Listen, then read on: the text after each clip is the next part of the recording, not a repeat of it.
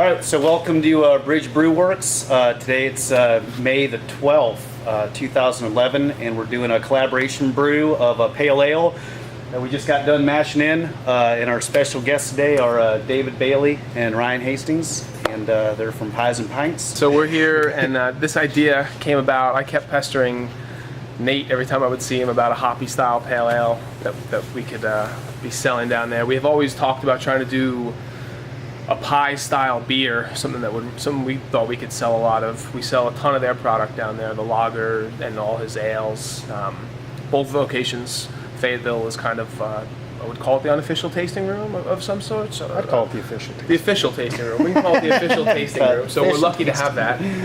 And then this idea was just bouncing around for a while. And then Ryan came on board at our Charleston store, beer aficionado, and we would roll dough and talk about beer. And then this whole triumvirate came together here, and here we are trying to put this together, drink some beer. Everything looks good so far. Nate was nice enough to have us out, and nice enough to talk with me a little bit about recipe formulation. So yeah, we're gonna have something really nice here, something that has really nice hop character, really drinkable, finishes nice and dry. It's gonna be absolutely perfect for summer. So really excited about it for sure. Here we have our milled recipe, mostly barley. There's a little bit of wheat and a little bit of specialty grain for this pale ale recipe. It's been milled, and now it's being moved by conveyor into our mash tun. All the way across the room there. All the way across the room, and Ryan's mixing it in with the hot water that we're using to start the mash. So here we are, we're actually getting ready to do some sampling and some pouring of our IPA. Ryan's going to do the honors here of some things. This is the big brother of what we're brewing right now. We have the pale ale going on. No brew day is complete without having a few brews. So we're going to get kind of started early today. We got a bunch of sampling to do. So hope you guys enjoy this as much as we enjoy drinking. Nice. Go ahead, Ryan. Start off. All right, so what we have here is a very traditional English style IPA. Clocks in right around 7% alcohol by volume. And my favorite part about this beer is the amount of hop complexity that they get in there. And it has a really nice malt backbone, really nice dry finish, just an absolutely beautifully done beer, extremely drinkable. I would even say maybe dangerously drinkable, given its alcohol content. So again, just like its younger brother over there in the mash tun, really nice for summertime. Again, it's really something that you can share with friends, and nice for an evening out on the deck for sure. Cheers, guys. Some brew days. Please share with friends. Drink responsibly. Drink responsibly. I think it's fantastic. It is very hoppy, which I love the hops. I love the bitterness, the aggressiveness. This is unfiltered, correct, right? Unfiltered. Yeah, unfiltered. Just you can taste everything in there. It's a really beautiful beer. Like Dave said, really nice hop complexity, and the greatest part, you don't see this in a lot of IPAs. A big mistake I think people make is that finish is sweet, and this finishes just as a nice malt backbone, but finishes just bone dry. Absolutely beautiful, really nice. Nice creamy head. The traditional style IPA where no certain hop slaps you in the face saying that this is Cascade hops or this is Amarillo. So yeah, we're pretty happy with this. We're going to brew it again, and for bottles only, probably in July. You'll see it again. Looking forward to getting this around the state. Yeah, great head. We're really happy with how this turned out. We're excited to brew it again here in a couple weeks. So it'll be available fresh probably around the beginning of July is kind of when we're hoping. In the meantime, enjoy the Dubel and the Tripel, which here after a while we're going to be doing some sampling of that. So enjoy. Thank you. We're now moving on to the black lager here, which is one of my favorite beers that these guys put out. It's especially a good breakfast beer, which is kind of what we're enjoying right now. So cheers. Here we are right now. We're at the Vorloff or recycle part of the phase, where we're bringing the temperature up here in the mash tun. So we're draining it off on the bottom. It goes into the kettle here, then it's recycled back up top. It does a few things. It stops your enzymatic conversion. And at the same time, you're kind of getting a clear runoff that you can see through this sight tube right here. And here in about 10 minutes, we'll start the recycle, or I'm sorry, we'll start the runoff, which probably lasts about an hour, hour and a half, and then be adding some hops. So stay tuned. So now we're pouring the Brew Works Belgian style double. Traditionally, a beer made by Trappist monks in the monasteries of Belgium. This is their incarnation of it. What's really nice about this beer is you get just so much complexity. You're getting a lot of complexity from the malt, a lot of caramel and raisin and date and prune, and you're also getting some really nice flavors from the yeast. So it's a really just absolutely wonderful beer, usually between 6.5% and 7% alcohol by volume. Again, a really nice beer to sit and enjoy with friends during the summer months for sure. So I'm going to pour some for my friends here.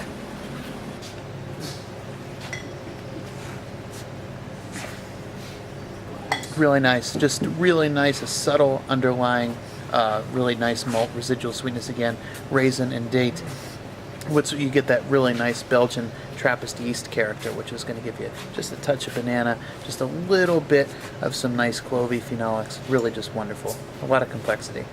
I think it's absolutely delicious. Really enjoy this beer. Looking forward to the triple. Yeah, still it holds a nice, dense, creamy head. This was a really fun beer for us to make.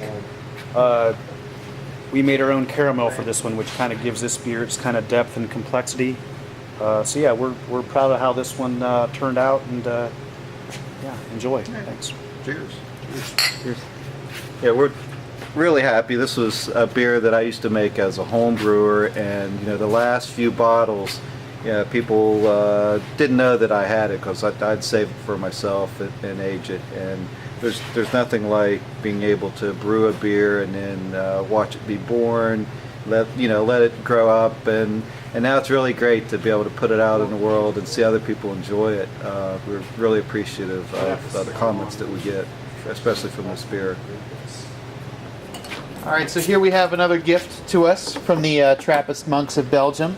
This is the Brew Works Belgian style triple. Now, what delineates a triple from a double is essentially color, flavor, and strength. So where the double was fairly dark in color and had a strength of between right around, say, 7%, the triple is a really nice straw golden color.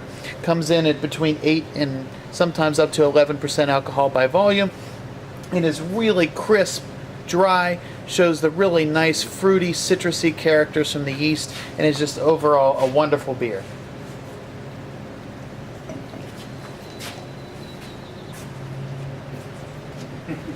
This is a great lawnmower beer. Just some wonderful citrus character in the nose, a little bit of lemongrass, a little bit of orange. Really nice, and the palate is really crisp, nicely carbonated. The alcohol really hides itself. Just an absolutely wonderful beer. Ah, smells outstanding.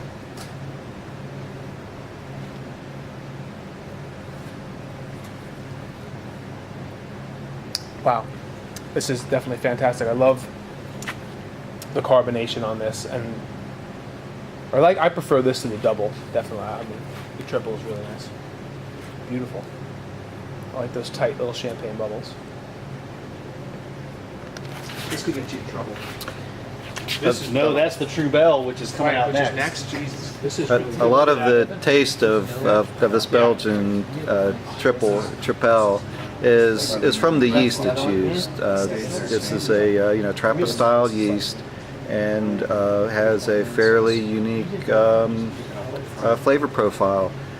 But very drinkable because it's dry. It's not heavy on the tongue, but at 9% alcohol, it's a big beer. It's what it's supposed to be. We're glad to brew it. We're glad to bring it to you.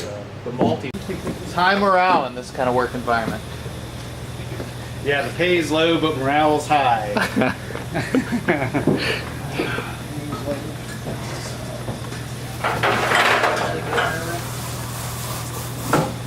the beginning of the boil, and the beer is boiling and starting to foam up.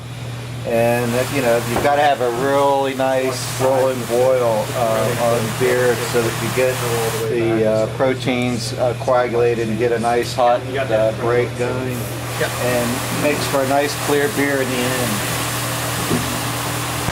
All right, so for our bittering edition, this is the first edition of hops that we're going to do, and this is what gives the beer the vast majority of its bitter character. We're going to use these hops here. And this is actually a special variety. It's called Warrior, and it's grown on the west coast of the United States. It gives a really smooth, mellow bitterness that really is just going to be perfect in this beer. So what we're going to do is take our hops, we're going to put it in there. Take a drink. All right, so now we're going to do, we did our bittering edition with Warrior. Now we're going to do a second hop edition that gives us the flavor and the aroma of hops. And specifically to do that, we're going to use the iconic craft beer hop, which is Cascade. Also grown in Washington and Oregon, made famous by Sierra Nevada Pale Ale, has just a wonderful, absolutely wonderful citrusy aroma. And we're going to go ahead and throw in a pound of this and then a pound of traditional British hops.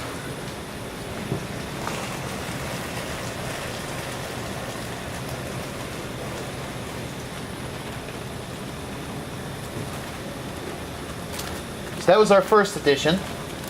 Now we're going to use another kind of hop called East Kent Golding, obviously grown in the Kent region of Great Britain. This one is a little bit different. It's going to give us a flavor and an aroma that's much more herbal, almost a little bit woody. Just absolutely wonderful. We're going to put this in as well.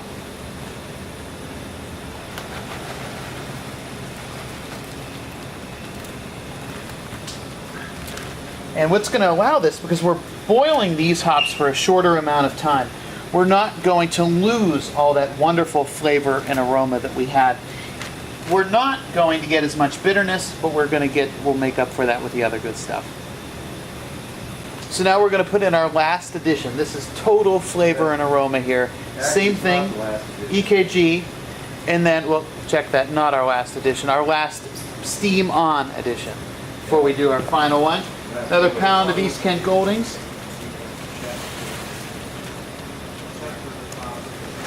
We're going to do 4 pounds of Cascade. You get that wonderful citrus, freshly cut grass flavor and aroma.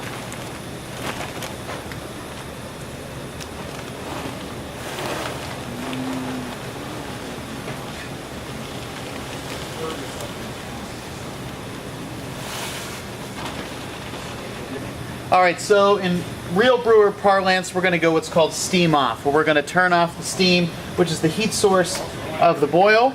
And once we do that, we're going to add what are called our whirlpool hops.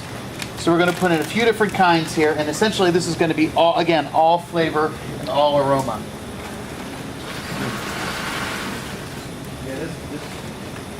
So none of those wonderful volatile things will be carried off by the boil because it's not boiling anymore. So in other words, this is all going to make it into your glass when you're here enjoying a pint. So we put those in, and essentially what's happening now is there's a whirlpool effect that's going to essentially spin the entire volume of liquid and eventually start to separate that hot matter from there so we can cool it down and get her into the fermenter.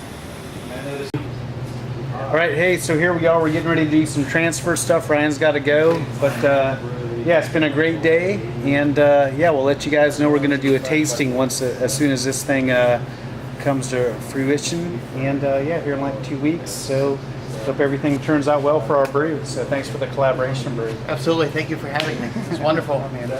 Enjoy, drink strong.